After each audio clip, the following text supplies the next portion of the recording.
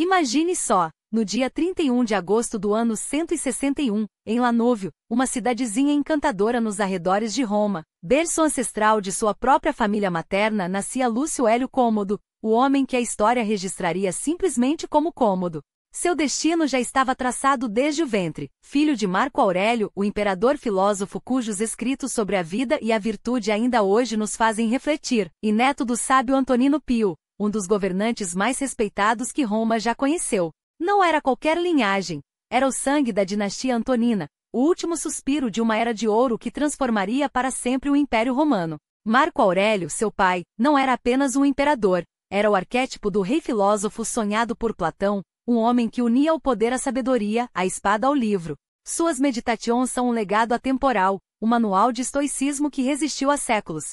Mas aqui está o paradoxo. Desse pai exemplar, nasceu um filho que a posteridade lembraria como um dos piores tiranos de Roma. Como é possível? As fontes da época, como Cássio Dio, Heródiano e a controversa História Augusta, uma mistura de biografia e ficção escrita séculos depois, pintam um retrato sombrio, excessos, crueldade e megalomania. Mas cuidado, esses relatos foram escritos pela nobreza senatorial, que tinha todas as razões para detestar Cômodo. A história, afinal, é escrita pelos vencedores, ou pelos que sobrevivem para contá-la. Sua mãe, Faustina a Jovem, era filha de Antonino Pio e uma figura central na corte. Casou-se com Marco Aurélio aos 15 anos, em 145 d.C., e juntos tiveram pelo menos 14 filhos, uma tragédia familiar, já que a maioria morreu cedo. Cômodo veio ao mundo ao lado de um irmão gêmeo, Tito Aurélio Fulvo Antonino, que não sobreviveu além dos 4 anos. Há até quem especule, com base em boatos da história augusta, que Cômodo não seria filho legítimo de Marco Aurélio, mas de um gladiador com quem Faustina teria se envolvido. Uma teoria absurda? Talvez, mas revela como o mito em torno de sua figura já começava a se distorcer ainda em vida. O contexto do seu nascimento não poderia ser mais simbólico. Cômodo chegou ao mundo no auge da dinastia Antonina, uma era de estabilidade e prosperidade que começou em 96 d.C., quando o idoso senador Nerva foi escolhido para suceder o impopular Domiciano. Foi Nerva quem adotou Trajano, o general vitorioso que expandiu as fronteiras do império até a Dácia, atual Romênia, e Trajano, por sua vez, adotou Adriano, o imperador que consolidou as conquistas e ergueu muros para proteger Roma. Adriano escolheu Antonino Pio, que governou com tal sabedoria que seu reinado foi marcado pela paz e pelo florescimento econômico. E foi Pio quem adotou Marco Aurélio, fechando o ciclo dos 5 bons imperadores. Cômodo, no entanto, quebraria essa cadeia de virtude. Seu pai, Marco Aurélio, era um homem de princípios inabaláveis, dedicado ao império e à filosofia. Mas o império que Cômodo herdaria não era mais o mesmo. As guerras marcomanas, os conflitos nas fronteiras e as pressões internas já sinalizavam que a Era de Ouro estava no ocaso. E foi nesse cenário de transição, entre a glória passada e a decadência que se anunciava, que o jovem Cômodo cresceu, rodeado de expectativas impossíveis. Como não se corromper quando se é o herdeiro de um império que já não brilha como antes? As moedas e inscrições da época mostram um príncipe promissor, mas os relatos posteriores revelam um homem que trocou a toga imperial pela arena dos gladiadores, que se via como um novo Hércules que governou com paranoia e violência. A ironia é cruel. Marco Aurélio, o estoico que pregava o autocontrole, gerou um filho que se deixou levar pelos piores excessos. Seria Cômodo, perdoem o trocadilho, culpar apenas Cômodo por sua própria queda. Mas a história não é feita só de heróis e vilões.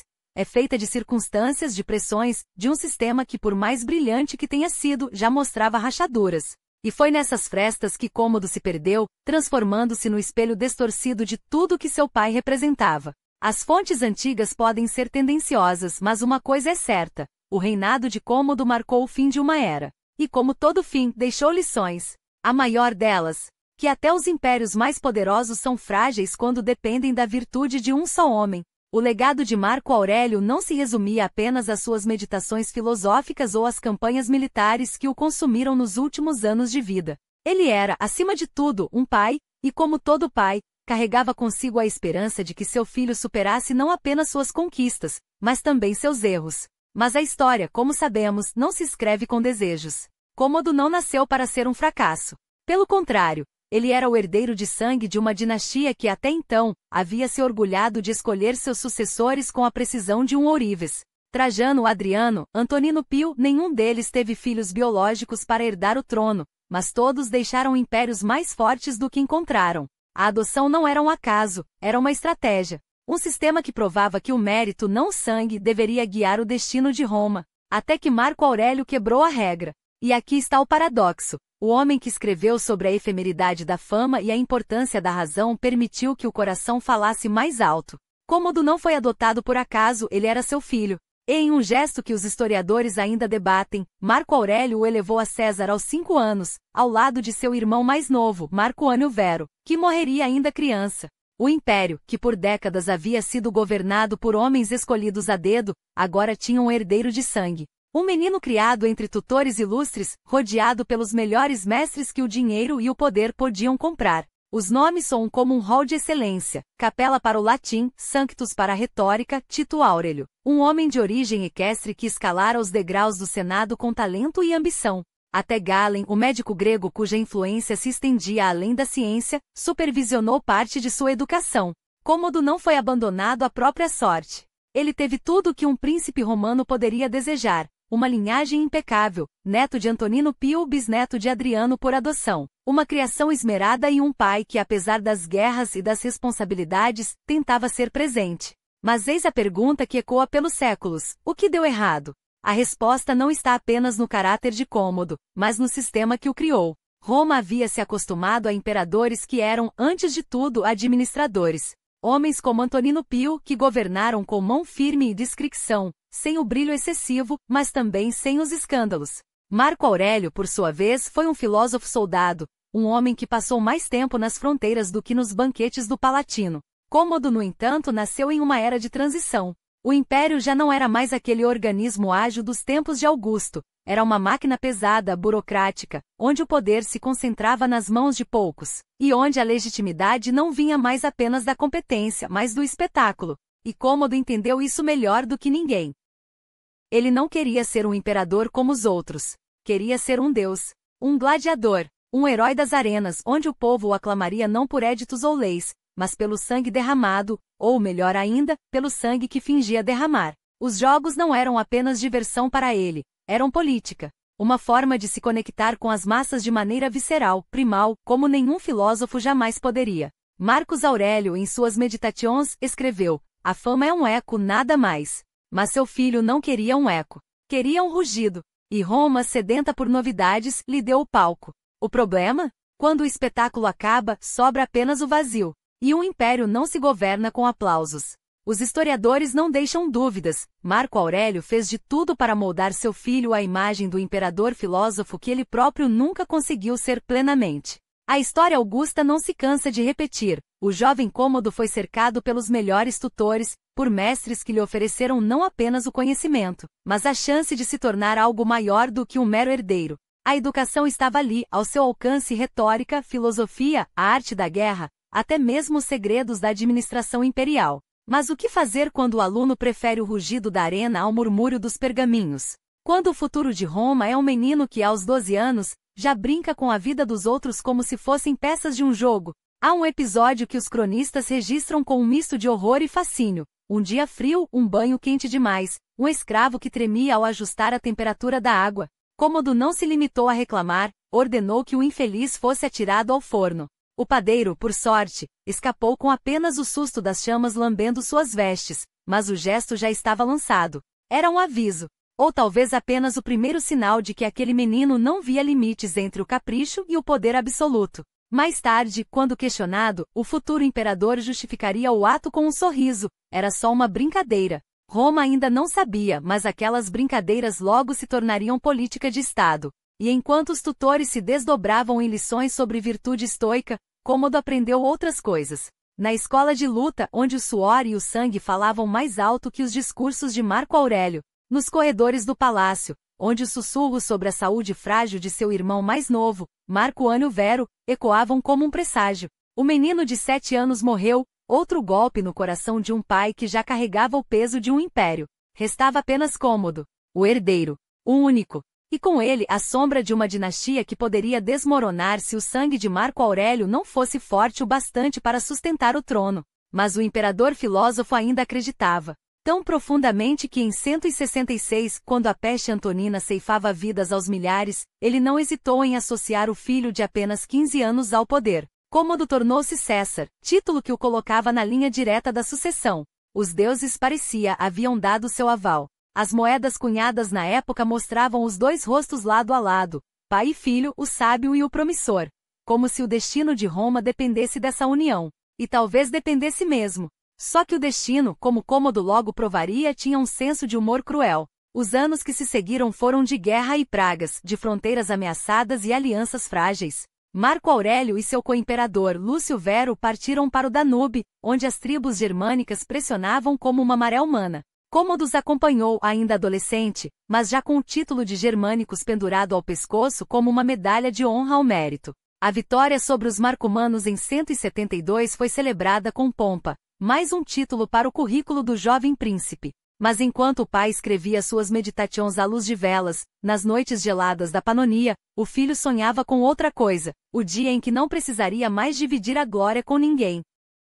Em 175, aos 14 anos, Cômodo foi iniciado no Colégio dos Pontífices, o mais antigo e sagrado dos cargos religiosos de Roma. Era a consagração de seu lugar no coração do império, um lugar que na mente do menino já lhe pertencia por direito. As moedas dessa época o mostram com a toga viril, o rosto jovem mas já marcado por uma expressão que oscila entre a arrogância e o tédio. Júpiter olhava para ele dos reversos das moedas, como se o próprio deus do Olimpo o tivesse ungido. E por que não? Afinal, não era Cômodo o filho predileto de Roma? O herdeiro que aos 17 anos, já era Princeps Juventutis, príncipe da juventude, um título que soava como uma promessa e ao mesmo tempo como um aviso. Marco Aurélio, porém, não vivia apenas para o filho. Vivia para um império que sangrava. As legiões exaustas ainda lutavam contra os quados e os sármatas. As cidades do Danúbio, como Carnuntum, eram testemunhas silenciosas de uma guerra que parecia não ter fim. E enquanto o imperador negociava pazes frágeis, Cômodo aprendia outra lição,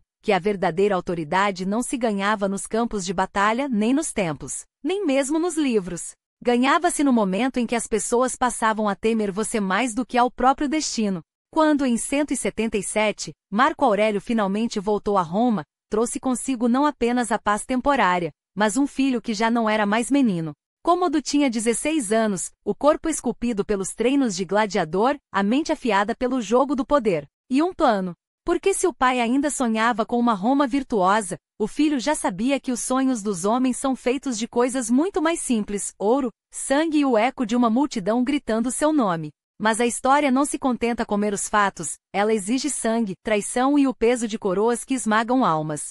E enquanto Marco Aurélio lutava para segurar as rédeas de um império que se desfiava entre as mãos, o destino tecia sua trama mais cruel. Foi no auge da revolta que Avídio Cássio, o general sírio de olhares afiados como lâminas, viu sua hora. Um homem forjado nas guerras párticas, onde a bravura não era virtude, mas necessidade, onde a lealdade se media pelo peso do ouro e pela sombra da morte. Cônsul aos 42 anos, comandante supremo das legiões do Oriente, ele era o braço direito que Roma nunca soube temer, até ser tarde. Porque quando Faustina, a imperatriz, sussurrou em seus ouvidos que Marco Aurélio estava à beira da morte, Cássio não hesitou. A coroa não espera por homens hesitantes. E assim em 175, enquanto o império tremia sob o espectro da peste e da guerra, um novo César foi proclamado nas areias do Egito. Avídio Cássio Augustus. As legiões do Oriente ajoelharam-se. As moedas foram cunhadas. E Roma, pela primeira vez em décadas, teve dois imperadores, um moribundo nas fronteiras do Danúbio, outro erguido pela ambição e pela mentira. Mas o destino gosta de brincar com os arrogantes. Marco Aurélio não estava morto. E quando as notícias da traição chegaram até ele, não houve fúria, apenas um silêncio gelado, daquele que precede a tempestade. Ele escreveu a Cássio, não como um imperador ofendido, mas como um pai decepcionado: se você acha que merece o trono, venha tomá-lo. Mas saiba que não lutarei por mim, lutarei por Roma. E então, com a calma de quem já viu demais da podridão humana, preparou suas legiões. Cássio, por sua vez, descobriu tarde demais que a lealdade é um luxo que só os vencedores podem pagar. Seus próprios soldados, os mesmos que o aclamaram, foram os primeiros a voltarem as costas. 3 meses. Foi tudo que durou seu sonho de púrpura. Em julho de 175, um centurião chamado Antonino cravou uma adaga em seu peito. não por ordem de Marco Aurélio, mas porque o império não perdoa quem ousa desafiar seu verdadeiro senhor. E enquanto o corpo de Cássio ainda esfriava na poeira de Cirene, Marco Aurélio fazia algo que nenhum outro imperador ousaria: perdoou. Não por fraqueza, mas por estratégia. Os partidários de Cássio foram poupados. As cidades que o apoiaram, perdoadas. Porque um império dividido não sobrevive, e Roma já sangrava demais. Mas a paz tem um preço. Em meio à poeira dos campos de batalha e às cinzas dos traidores, Marco Aurélio chamou seu filho. Cômodo, agora com 18 anos, não era mais o menino que brincava com espadas de madeira. Era um homem, ou pelo menos, assim o império precisava acreditar. Em 7 de julho de 175, diante das legiões da Panonia, o jovem foi declarado Augustus. Não herdeiro, não príncipe, imperador. A mensagem era clara: Roma teria continuidade. E se o velho filósofo ainda respirava, o futuro já pertencia ao leão. Mas o destino, como sempre, tinha outros planos. Enquanto o cortejo imperial seguia rumo a Atenas, onde Marco Aurélio, exausto, buscava refúgio nos mistérios de Eleusis e na sombra dos deuses, Faustina, a imperatriz, adoeceu. Morreu em Alala, na Capadócia, deixando para trás um marido que nunca soube amá-la e um filho que nunca a entendeu. Cômodo, dizem, chorou. Ou talvez tenha sido o vento. E então, quando o outono de 176 pintou as folhas de ouro, Marco Aurélio fez algo que ninguém esperava: voltou para Roma. Não como um conquistador, mas como um homem que sabe que seu tempo está acabando. E enquanto as multidões gritavam seu nome, enquanto os senadores murmuravam suas dúvidas, enquanto Cômodo observava tudo com olhos famintos, o velho imperador fez o que sempre fez: escreveu. A morte sorri para todos. O sábio sorri de volta. Mas a história, minha cara, não é feita de sábios. É feita de lobos. E o lobo já estava à porta. Ah, mas que espetáculo de volta, meu caro! 8 anos longe da pátria, 8 anos de poeira e sangue nas fronteiras, e eis que Marco Aurélio retorna não como um fantasma do passado, mas como um Deus vivo, distribuindo ouro como se fossem migalhas de sabedoria. 8 peças de ouro para cada rosto sorridente na multidão, um gesto tão calculado quanto generoso, porque um imperador não dá esmolas, ele compra lealdade. E Roma, sempre faminta, engoliu cada moeda como se fosse a última. Mas não se engane, aquilo não era caridade. Era um aviso, porque enquanto as mãos se estendiam para pegar o ouro, os olhos de Cômodo brilhavam com outra fome. Ele já não era mais o menino que brincava de gladiador nos jardins do Palatino. Agora, aos 16 anos, era um lobo vestindo púrpura, e o triunfo que se aproximava não seria apenas uma celebração, seria sua coroação. O Senado, sempre tão solene em suas togas brancas, já havia lhe dado o título de Imperator em 176, como se fosse um brinquedo para acalmar a criança enquanto o pai ainda respirava. Mas Cômodo não queria brinquedos. Queria o trono. E Marco Aurélio, em sua sabedoria infinita, sabia disso. Por isso, no dia 23 de dezembro, quando o carro triunfal avançou pelas ruas de Roma, não foi apenas o imperador que os romanos viram. Foi um pai arrastando seu filho para a luz como um sacrifício vivo. Os cavalos que puxavam a carruagem? Escolhidos a dedo por Marco Aurélio, um detalhe tão pequeno, tão humano, que quase faz esquecer que aquele homem já havia escrito sobre a futilidade da glória. Mas a humildade, meu amigo, é a arma mais afiada de um tirano. E quando Cômodo sentou-se naquele carro com o peso do império nas costas e o olhar do pai queimando sua nuca, ele não viu um gesto de amor. Vou uma lição. Veja como eles te aclamam. Agora aprenda a fazê-los temer. E então veio o ano novo de 177. O menino, porque ainda era um menino, apesar dos títulos, assumiu seu primeiro consulado aos 15 anos, a idade em que outros rapazes ainda sonham com espadas de madeira. O Senado, é claro, flexibilizou as regras. Como não flexibilizaria? Quando o próprio Augusto havia abaixado a idade para 30 anos e Nero, aquele louco incestuoso, assumirá aos 17. Roma já não era uma república de leis. Era um império de exceções e Cômodo era a maior delas. Ao seu lado, como um fantasma do passado, estava Plaucio Quintilo, sobrinho de Lúcio Vero, marido de sua irmã Fadila, um homem cujo sangue o ligava aos Antoninos como uma corrente. Um homem que teoricamente deveria ser um aliado. Mas aliados em Roma são como cobras, úteis até o momento em que decidem morder. E Marco Aurélio, enquanto isso, fazia o que sempre fez: governava. Promovia jovens talentos como se estivesse plantando árvores cujos frutos nunca colheria. Casava suas filhas com homens capazes, como se estivesse tecendo uma rede de lealdades que sobreviveria à sua morte. Mas até mesmo as redes mais fortes têm furos, e Cômodo já estava aprendendo a cortá-las. Porque enquanto o velho imperador escrevia suas meditações à luz de velas, o filho estudava outra arte, a arte de ser temido. E Roma já estava escolhendo seu lado. Eis que o destino, sempre irônico, tecia sua última trama enquanto Marco Aurélio, o filósofo soldado, sentia o peso dos anos e das batalhas se acumular em seu peito como chumbo. Não eram apenas as cicatrizes das guerras contra os marcomanos que o consumiam, mas algo mais silencioso, mais traiçoeiro, a peste que, como um espectro faminto, havia ceifado milhões desde os dias de Lúcio Vero. Roma sangrava em surdina, e o imperador, que tantas vezes enfrentará a morte nos campos de batalha, agora a sentia rastejar por suas veias. Vindobona, março de 180 d.C. O ar gelado da Pannonia não trouxe alívio, mas sim o presságio de um adeus. Marco Aurélio, curvado sobre si mesmo como um carvalho antigo sob o peso da neve, chamou o filho ao seu leito. Não havia mais tempo para lições de Estado, nem para advertências veladas. Apenas a verdade nua, cruel como o aço de uma espada. Não deixes que o poder te corrompa, Cômodo. Lembra-te de que é servo de Roma, não seu dono. Mas os olhos do jovem brilhavam com algo que não era luto e sim, expectativa. Como se a sombra do pai, por fim, fosse se dissipar para sempre, deixando-o livre para ser o que sempre desejou, não um imperador, mas um deus. E então, no dia 17 de março, o último suspiro do pai da pátria se perdeu no vento frio do norte. Não houve trombetas, nem lamentos públicos que abalassem os alicerces do império. Apenas o silêncio pesado de quem sabe que uma era acabou, e outra, muito mais sombria, estava para começar. Cômodo, aos 18 anos, herdou um trono banhado em sangue e glória, um exército exausto, um tesouro esvaziado pelas guerras e uma corte que já murmurava seu nome com medo. Mas ele não via os desafios, via apenas o reflexo de si mesmo nas moedas recém-cunhadas, onde seu rosto aparecia ao lado do pai, como se fossem iguais. Como se Marco Aurélio tivesse sido apenas um ensaio para sua grandeza. Os generais, aqueles que haviam lutado ombro a ombro com o velho imperador nas florestas germânicas, agora se curvavam diante do filho, mas seus olhares eram cautelosos.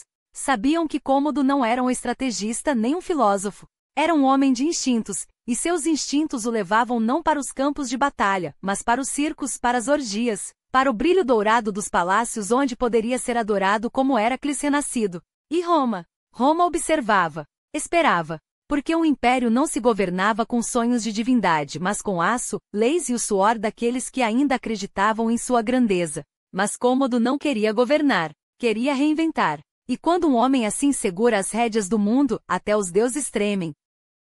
Mas Marco Aurélio, o filósofo no trono, não era um homem de ilusões. Nos últimos suspiros de sua vida, enquanto a sombra da morte se estendia sobre ele como um manto pesado, reuniu aqueles que ainda acreditavam no império, não como um espetáculo, mas como uma ideia. Não eram conselheiros comuns que o cercavam, mas homens que haviam visto a glória de Roma e agora pressentiam seu crepúsculo. E ali, entre murmúrios de lealdade e o cheiro de óleo queimando nos candelabros, o velho imperador falou, não como um pai orgulhoso, mas como um homem que já havia medido o abismo que separava seu filho da grandeza. Vejo vocês, meus amigos. Vejo o brilho nos seus olhos quando olham para Cômodo jovem, forte, o sangue de Antonino e de mim mesmo correndo em suas veias. Mas não se enganem, não é a força do braço que governa o império, é a força da razão. E ele ainda não entende isso. As palavras caíram como pedras em um lago quieto. Não havia alegria na apresentação do herdeiro, apenas uma advertência velada, um último esforço para amarrar as mãos do destino. Ele é inteligente, sim, mas a inteligência sem sabedoria é uma faca sem cabo, corta quem a empunha. Marco Aurélio sabia, Cômodo não era um tolo. Era pior, era um homem que se julgava acima das regras, um deus em um corpo mortal, enquanto Roma precisava de um servo, não de um senhor. E então, como se pressentisse o desastre que se avizinhava, o imperador morreu. Mas não antes de deixar uma última armadilha para seu filho, o título de Pontifex Maximus, a chave dos rituais sagrados, o peso da tradição nas costas de um homem que só queria ser aplaudido. Que ele sinta o fardo da religião, parecia dizer o velho estoico. Que ele descubra que até os deuses exigem sacrifícios. Cômodo, porém, não se curvou. Aceitou o manto purpúreo como quem recebe um presente merecido, não uma responsabilidade. E quando as legiões o aclamaram como Augusto, quando o Senado, com seus sorrisos amargos, jurou lealdade, ele não viu um império à beira do caos, viu um palco. Um palco onde poderia, enfim, ser o herói de sua própria história. Os primeiros anos foram uma farsa bem ensaiada. Ele fingiu ouvir os conselheiros de seu pai, repetiu os gestos de generosidade aprendidos nos discursos de Marco Aurélio, até mesmo liderou, ou melhor, permitiu que o levassem a uma campanha nas fronteiras do Danúbio. Mas as legiões logo perceberam. O jovem imperador não estava ali para conquistar, mas para ser visto. Os generais, homens como Cláudio Albino e Pecênio Níger, observavam com desdém enquanto Cômodo negociava pazes que pareciam mais rendições, enquanto distribuía grãos e tributos como se fossem migalhas de um banquete que só ele poderia desfrutar. E então, como se cansado do script, ele abandonou a fronteira. Roma me chama, disse, como se a cidade não fosse feita dos mesmos homens que suavam sangue para mantê-la de pé. Os soldados murmuravam. Os veteranos, aqueles que haviam marchado com Marco Aurélio, cuspiam no chão quando seu nome era mencionado. Mas Cômodo não ouvia. Ou se ouvia, não se importava. Porque Roma não era mais um império para ele. Era um circo. E ele, o gladiador imperador, estava pronto para entrar na arena. O sangue de Marco Aurélio ainda corria em suas veias, mas o espírito? Esse, Cômodo havia enterrado sob o peso de seu próprio ego. Seguir os passos do pai? Não. Ele preferia pisoteá-los. A sucessão não foi um ato de herança, mas uma usurpação silenciosa, um império entregue a um menino que jamais compreendeu o que significava ser imperador. Roma, outrora governada por mãos firmes como as de Antonino Pio ou Trajano, agora se curvava diante de um homem que trocava a toga pela armadura de gladiador e o Senado por aplausos ensurdecedores.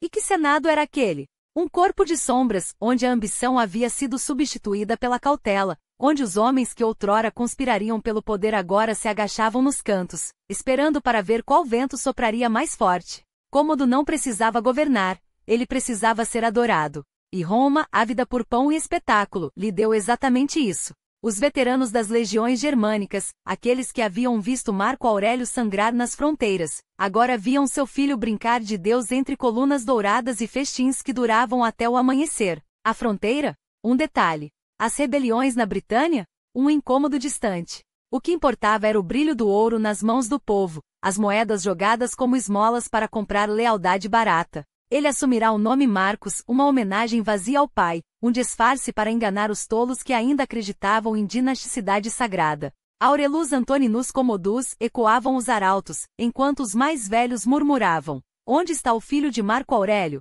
O verdadeiro herdeiro não era aquele que se pavoneava em triunfos encenados, mas o homem que havia morrido na fronteira, com as mãos calejadas de segurar as rédeas de um império. Cômodo, porém, preferia segurar o gládio de um lutador. E que lutador! Seus olhos ardiam com uma intensidade quase sobrenatural, o cabelo louro e cacheado brilhando como uma coroa de fogo sob o sol de Roma. A juventude não era um obstáculo, era uma arma. Ele se apresentava como o novo Augusto, barba postiça e músculos esculpidos em estátuas que o mostravam mais Deus do que homem. As moedas cunhadas com seu rosto não mentiam. Ali não estava um governante, mas um semideus, um Hércules renascido para entreter as massas. E as massas, oh, como elas amavam! Cada denário distribuído, cada banquete oferecido, cada gladiador morto em sua honra, era mais um prego no caixão da república que Roma já não era. Mas até os deuses têm seus inimigos. Em 182 d.C., a faca veio de onde menos se esperava, do próprio sangue. Lucila, sua irmã, a mulher que deveria ser sua aliada, teceu uma conspiração com fios de ambição e veneno. Casada com Pompeiano, um homem de honra que Cômodo desprezava, ela viu no irmão não um imperador, mas um tirano em formação. Os senadores, aqueles que ainda tinham orgulho, sussurravam seu nome como uma prece. Até os antigos conselheiros de Marco Aurélio, homens que haviam jurado lealdade à dinastia, agora olhavam para Cômodo com desdém velado. E ele? Ele ria. Porque Cômodo não temia traidores, ele os esmagava. A conspiração foi desmantelada com a mesma eficiência com que ele abatia um leão na arena. Lucila foi exilada, depois executada. Pompeiano, humilhado. Os senadores envolvidos? Suas cabeças rolaram como peças de um jogo que só ele entendia. E enquanto o sangue secava nos degraus do Palatino, Cômodo voltava ao circo, onde o verdadeiro poder estava, não nas leis, não nos decretos, mas no rugido da multidão quando ele levantava o braço, vitorioso, sobre o corpo de mais um adversário derrotado. Roma tinha seu imperador. E o império? Bem, o império podia esperar. O sangue de Lucila ainda manchava as pedras do fórum quando Cômodo, com a lâmina ainda úmida de outro banquete de traição, erguia um pergaminho diante dos senadores atônitos. Vejam o que vossos colegas vos enviaram, disse, com um sorriso que mais parecia uma faca desdobrando-se. Um presente da própria Cúria. Simples assim. As palavras caíram como moedas falsas sobre o mármore, leves, mas envenenadas. O Senado, aquele corpo que outrora ditava o destino de impérios, agora se contorcia como um animal ferido, suas decisões reduzidas a migalhas jogadas aos pés de um louco coroado.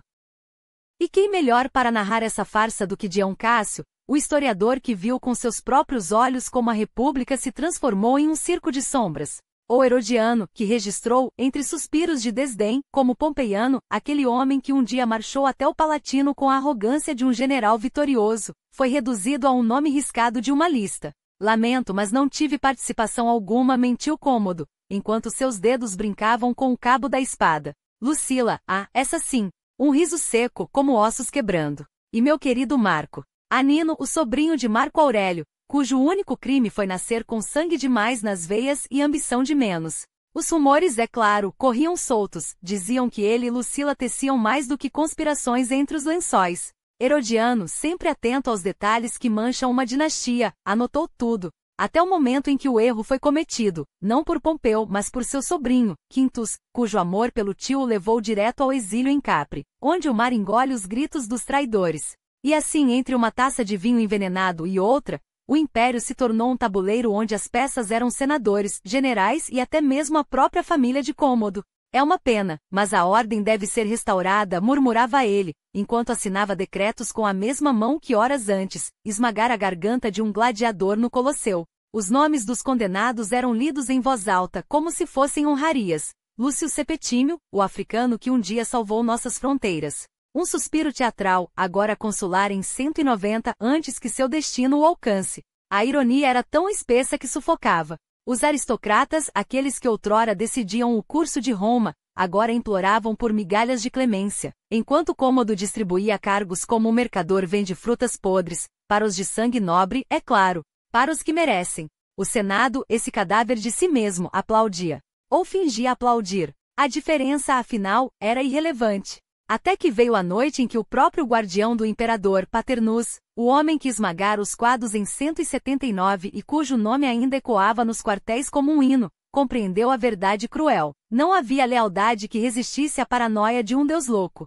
Ele nos vê como cães, confessou a seus homens, a voz rouca de vinho e desespero. E cães são abatidos quando latem demais. Taruto, o gladiador que um dia salvara a vida de Cômodo na arena, foi o primeiro a sentir o gosto do aço na garganta. Paternus, o herói de Roma, seguiu-o pouco depois, seu corpo jogado aos pés dos pretorianos como um aviso: ninguém está seguro, nem mesmo aqueles que carregam suas insígnias. Mas a traição, como um vírus, já corria nas veias do Palatino. Perenis, aquele que sussurrava nos ouvidos do imperador enquanto distribuía cargos a seus filhos como se fossem doces, acreditava-se intocável. O império é uma máquina, e eu sou seu engenheiro, gabava-se, enquanto suas moedas, cunhadas com sua própria efígie, circulavam por Roma como uma piada de mau gosto. Até que um dia, um escravo, ou um espião, ou talvez apenas o destino, entregou a Cômodo uma lista, nomes, datas, promessas de ouro trocadas por adagas. Você me traiu, Perenis? A pergunta foi um murmúrio.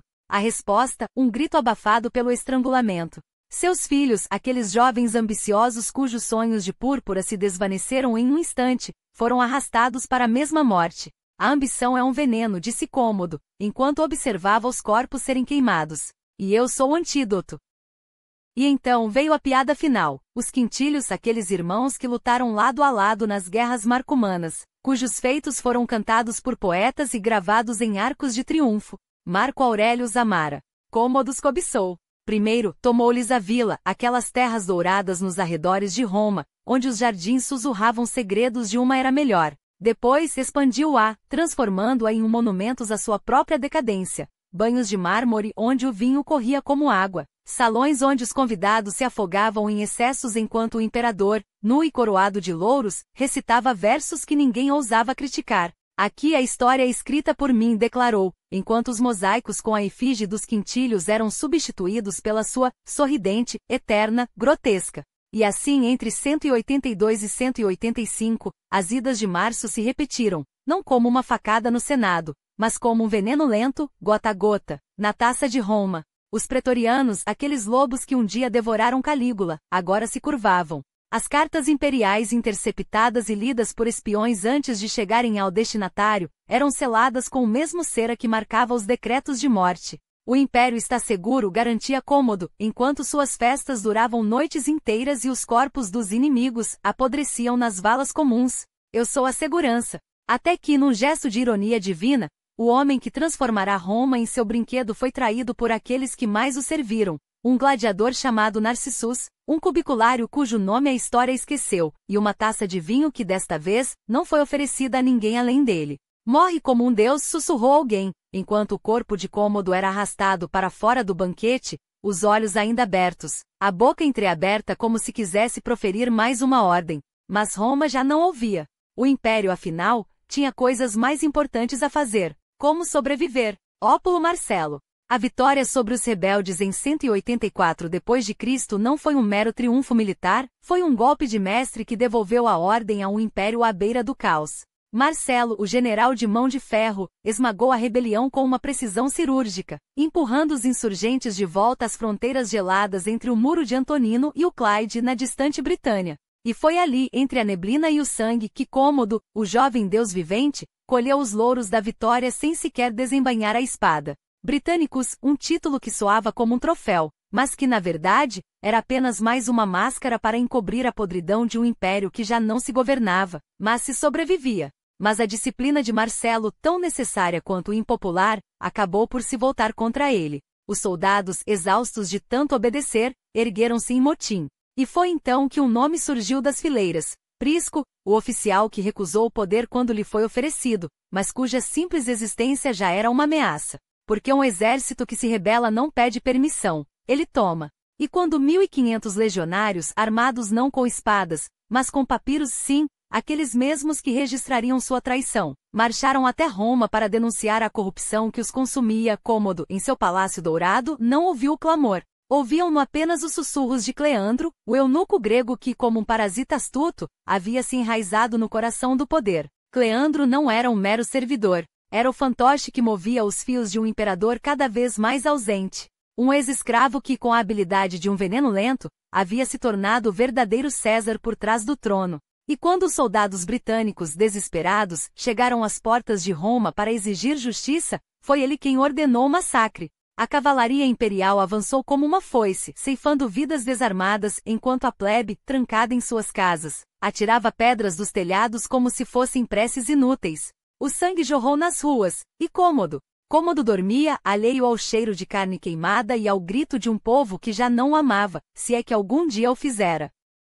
Até que uma mulher, uma amante, ousou romper o véu de ilusões. Márcia, a concubina que compartilhava o leito imperial com a própria irmã de Cômodo, Fádia, entrou nos aposentos do imperador e lhe mostrou a verdade nua e crua. Roma estava em chamas e Cleandro, o homem que o protegia, era agora o alvo de uma fúria que nem mesmo os pretorianos poderiam conter. Cômodo, pela primeira vez em anos, tremeu. E quando o imperador treme, a solução é sempre a mesma: mais sangue. Cleandro foi arrastado para a morte junto com seu filho, e seus restos foram jogados aos cães como um aviso. O povo, é claro, aclamou. Afinal, qualquer carrasco é um herói quando o verdadeiro vilão ainda está no trono. Mas a queda de Cleandro não trouxe alívio, apenas revelou vazio. Cômodo, agora sem seu guardião, afundou-se ainda mais na loucura. Exilou Crispina, sua esposa, para Capri, como se o mar pudesse lavar a vergonha de um casamento que nunca foi amor. E então veio ela, Márcia, a amante que se tornou confidente, a sereia que sussurrava nos seus ouvidos enquanto o império apodrecia. Com ela, Cômodo não precisava ser um imperador. Podia ser um deus. E que deus ele escolheu? Hércules, é claro. Não o Hércules dos 12 trabalhos, mas uma paródia grotesca. Um homem que se vestia com peles de leão, brandia uma clava de ouro e exigia que o chamassem de o novo Hércules. As estátuas que encomendou não mostravam um imperador, mostravam um monstro, um semideus bêbado que se imaginava invencível. Os jogos no Coliseu, outrora espetáculos de glória, tornaram-se seu palco pessoal. Cômodo não assistia às lutas, ele participava, enfrentando gladiadores fracos ou animais amarrados, enquanto a plebe, entre o riso e o nojo, aclamava seu herói. Roma, que já havia visto César chorar por sua república, agora via seu imperador brincar de ser um semideus. E o pior, funcionava. Porque quando um homem se acredita divino, não há lei que o contenha. Não há senado que o julgue. Não há povo que o derrube, apenas uma faca na escuridão, uma taça envenenada, ou, no caso de Cômodo, um gladiador chamado Narcissus, pronto para provar que até os deuses podem sangrar. E aqui estava ele, o gladiador imperador, o orgulho de Roma transformado em espetáculo de circo. Não um guerreiro forjado nas batalhas contra bárbaros, mas um ator que trocava a púrpura pela arena, a coroa de louros pela poeira e pelo suor. As fontes antigas não mentem, ele era bom com suas armas. Tão bom que abatia feras selvagens com a precisão de um carrasco, enquanto a plebe, embriagada de sangue e vinho barato, delirava como se assistisse a um deus em ação. Você pode quase sentir o mármore frio do anfiteatro sob os dedos, as paredes ecoando os gritos de milhares de gargantas. Em sua vila privada, entre estátuas que o retratavam como novo Hércules, a mensagem era clara: veja como sou divino, veja como sou forte.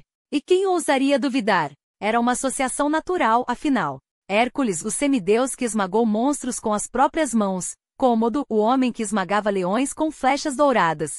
A adoração era contagiante, até eu, observando da sombra dos arcos do Coliseu, senti o peso daqueles olhares devotos, como se o ar mesmo se curvasse diante dele. Os deuses olímpicos, em sua majestade distante, teriam rido ou chorado ao ver seu altar profanado por tamanha vaidade? Ali ao lado de Vênus, por que imperador se contentaria com menos que uma deusa como mãe? Cômodo se erguia em mármore e ouro, um monumento à sua própria lenda. Megalomania é uma palavra fraca para descrever o que ele fez. Ele não apenas acumulou títulos, ele os devorou. César Lucius Aelius Commodus Augustus Pius Felix Sarmaticus Germanicus Maximus Britannicus. Cada sílaba, um troféu. Cada nome, uma facada no cadáver da República. E enquanto Roma ardia literalmente, ele brincava de ser herói. A peste havia ceifado milhares. A fome roía as entranhas do povo, e então, em 191 d.C., o fogo veio completar a tríade de horrores. O templo de Vestas, sagrado há séculos, virou cinzas. A chama eterna das Vestais, que nenhum imperador ousara deixar apagar, sucumbiu não à negligência, mas ao capricho dos céus, ou, como sussurravam alguns, à ira divina. Herodiano conta que foi um presságio. Caso Dió concorde, pouco importa, o sinal estava dado. O povo, que antes aclamava seu Hércules romano, agora olhava para as ruínas e perguntava: até quando? Mas Cômodo não via ruínas. Via um palco. E se o colosso de Nero, aquela monstruosidade de bronze que um dia olhara para o sol, podia ser reformado, por que não transformá-lo em seu próprio monumento? Afinal, qual imperador merecia menos que ter sua face esculpida onde outrora o tirano Nero sonhara com incêndios e lira? O gesto era poético, um novo sol nascia e seu nome era Cômodo. Que o colosso tenha desabado pouco depois. Mero detalhe. A história preferiria lembrar o simbolismo. E então veio o ápice. Os Jogos de Novembro de 192 d.C., 14 dias de carnificina disfarçada de espetáculo. O imperador, não mais espectador, mas protagonista. No primeiro dia, 100 ursos caíram sob suas lançadas, não em combate, mas em um massacre coreografado, onde a coragem era tão necessária quanto em um banquete. Herodiano, sempre tão delicado, chama isso de demonstração de habilidade. Eu chamo de farsa. Cômodo atirava, acertava e a multidão rugia. Mas quando descia a arena para enfrentar animais mansos, veados, gazelas, o ridículo se tornava óbvio. Até um tigre, amarrado e sedado, foi morto com pompa, como se a fera tivesse escolha. E o hipopótamo? Ah, o hipopótamo, esse sim foi um triunfo. Um golpe de espada aqui, um corte ali, e eis que a bestas caía, enquanto o povo delirava como se assistisse a uma vitória sobre os persas. Mas o verdadeiro show eram as avestruzes. Decapitá-las de modo que corressem sem cabeça? Genial! Grotesco! Divertido! Dio Cássio, sempre tão sóbrio, descreve a cena. Cômodo sorridente ergue a cabeça ensanguentada para os senadores, como um menino exibindo um troféu de caça. Os velhos patrícios, obrigados a assistir, seguravam o riso atrás de máscaras de reverência. Vejam o que seu Deus é capaz, parecia dizer o gesto. Vejam e tremam. O riso que não podiam soltar era a única rebelião que lhes restava. E Roma, a Roma. Ela ria também, mas não de alegria, de desespero. Porque quando o imperador prefere a glória do sangue à glória do governo, quando troca leis por lançadas e justiça por aplausos, até o mais paciente dos povos começa a afiar facas na escuridão. E Cômodo, em sua cegueira dourada, não via sombras que se fechavam ao seu redor. Afinal, quem olharia para o chão quando podia se ver refletido no brilho das espadas, e no medo dos que ainda o chamavam de senhor? Enquanto as folhas de louro ainda tremiam com o eco das risadas forçadas dos cortesãos, o sol da tarde pintava de ouro a arena onde o Divi Felius, o filho do divino Marco Aurélio, preparava-se para seu espetáculo mais patético. Os gladiadores, com suas coroas de flores murchas pela transpiração do almoço, ajustavam as armaduras com mãos que sabiam muito bem o peso de uma espada de verdade. Mas Cômodo, ele voltava radiante, como o menino que finalmente ganha permissão para brincar com os adultos. Só que neste caso os adultos eram homens treinados para matar, e o menino era o imperador de Roma. Eis que entra na arena Cômodo, o gladiador, título que ele mesmo se concedeu com a modéstia de um deus que se rebaixou a ser mortal por pura diversão. Vestido como secutor, com seu elmo pesado e escudo de bronze, ele se movia como quem carrega não apenas o equipamento, mas o fardo de provar algo a si mesmo, ou talvez apenas o desejo de ouvir a multidão gritar seu nome com mais fervor do que aos deuses. Seu oponente? Um pobre retiarius armado com tridente, rede e a esperança de sair dali com os membros intactos. O imperador, é claro, escolheu as presas mais fáceis, sua espada era de madeira. Para não machucar ninguém, diriam os panfletos oficiais. Para não se machucar, sussurravam os que sabiam a verdade. E então começou a farsa. Cômodo avançava com a graça de um urso bêbado, enquanto o retiarius dançava ao seu redor, a rede estendida como um convite irônico. Pegue-me se puder, divino senhor. A plateia ria, os senadores trocavam olhares de desdém por trás das máscaras de entusiasmo, e o prefecto Imus, aquele mesmo que dias antes, havia se curvado para beijar os pés do imperador, suava frio ao lado do camareiro Eclectus, calculando quanto tempo levaria para um gladiador desesperado esquecer o protocolo e cravar o tridente onde deveria. Mas não hoje. Hoje Cômodo vencia. Ou melhor, seu oponente se deixava vencer, caindo de joelhos no momento certo, como ensaiado. O imperador, ofegante e com o rosto rubro de esforço, ou de vinho, quem saberia, ergueu o braço do gladiador derrotado com um gesto teatral, como se fosse um benfeitor generoso, não um tirano que havia acabado de humilhar um homem perante milhares. Depois retribuiu o favor, deixou que o retiário se levantasse, trocou algumas palavras amáveis, provavelmente sobre como próxima vez você me pega, hein? E voltou aos seus aposentos, onde o aguardavam mais vinho, mais lisonjas e a ilusão de que aquele era o auge do poder. À noite, nos jardins do palácio, as tochas ardiam enquanto Cômodo, agora vestido com a armadura de gladiador que insistia em usar como se fosse uma túnica de gala, anunciava seus planos para o ano novo. Vamos celebrar como gladiadores. Os quartéis serão aqui no palácio. Os cortesãos aplaudiam, mas seus sorrisos eram tão falsos quanto as moedas que o imperador cunhava com sua própria efígie vestida de Hércules. Até Maria, sua amante e confidente, trocou um olhar com Márcia, a camareira, enquanto Cômodo, embriagado de vinho e de si mesmo, declarava que dali em diante usaria a púrpura imperial sobre a armadura de gladiador. Porque eu sou os dois, o príncipe e o guerreiro, berrou como se alguém ainda duvidasse de sua capacidade de confundir grandeza com grotesco. Mas havia aqueles que não riam. Naquela mesma noite, enquanto o imperador adormecia com o peso do vinho e a ilusão de invencibilidade, 3 sombras se reuniram nos corredores escuros do palácio. Márcia, Eclectus e o jovem atleta Narcissus, cujo nome, irônico demais para ser coincidência, significava aquele que adormece. Eles sabiam que palavras não adiantavam mais. Cômodo havia recusado todos os conselhos, todas as súplicas, todos os avisos de que Roma não era um circo e o trono não era um ringue. Restava-lhes então o último recurso dos desesperados, a faca na escuridão. O banquete do dia 31 de dezembro de 192 foi farto. Cômodo comeu com voracidade, bebeu com deleite e quando Márcia lhe ofereceu a taça envenenada, sorriu como se fosse mais um brinde à sua própria glória. O veneno agiu devagar, como uma traição que se arrasta. Primeiro, uma tontura. Depois, o suor frio. Cômodo cambaleou, apoiou-se nos braços dos conspiradores, que agora fingiam preocupação, e tentou vomitar, como se pudesse expelir não apenas o veneno, mas os anos de excessos, as noites de paranoia, os dias em que trocou o peso da coroa pelo peso de uma espada de madeira.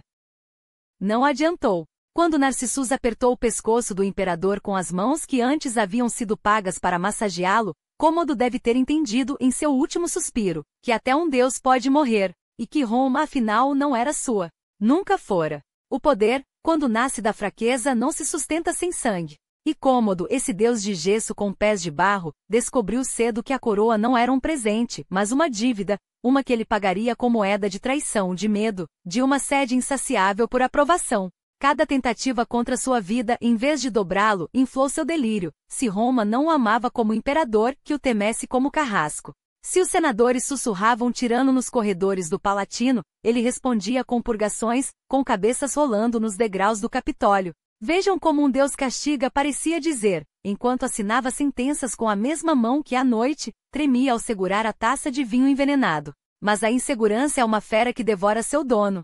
Cômodo não queria ser odiado, queria ser adorado. E se o trono o condenava à solidão dos deuses, a arena o prometia à multidão. Lá, entre o suor e o sangue, ele não era o herdeiro de Marco Aurélio, mas Hércules romano, o gladiador invencível, o homem que domava leões com um sorriso e cortava gargantas com a precisão de um açougueiro poético. Os plebeus gritavam seu nome, jogavam flores aos seus pés, e por um instante, que doce ilusão! Ele era amado, não pelo que era, mas pelo que fingia ser. Foi essa farsa que o matou. Porque um imperador que troca a púrpura pela armadura de um lutador não é um igualitário, é um bufão coroado. Os conservadores do Senado, aqueles mesmos que torciam o nariz para suas orgias e seus jogos macabros, permitiram que ele brincasse de gladiador, desde que não mexesse nas suas propriedades, desde que não redistribuísse os grãos como um louco generoso. Deixem o menino se divertir, murmuravam, enquanto afiavam as adagas nas sombras.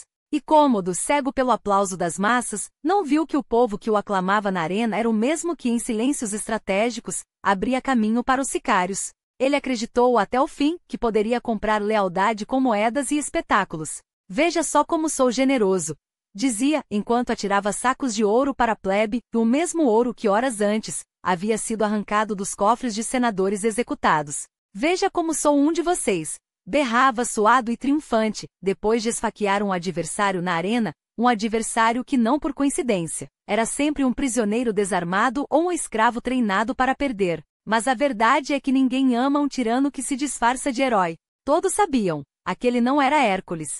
Era apenas um homem assustado, jogando com vidas alheias para esquecer que a sua própria estava contada. E quando Narcissus apertou seu pescoço, quando o veneno finalmente fez efeito, quando o último suspiro de Cômodo se perdeu entre as colunas do palácio que ele nunca realmente possuiu, Roma não chorou. Os gladiadores, aqueles que ele tanto idolatrava, voltaram aos seus treinos. Os senadores, aqueles que ele tanto desdenhava, voltaram a conspirar. E o povo, aquele que ele tanto cortejava, voltou para casa, porque afinal, sempre há outro espetáculo amanhã. O legado? Um império que suspirou aliviado. Uma lição escrita a sangue. O poder que se constrói sobre a areia movediça da vaidade não deixa nem ruínas. Apenas um nome riscado dos registros, um aviso para os próximos loucos que ousarem confundir a coroa com um brinquedo.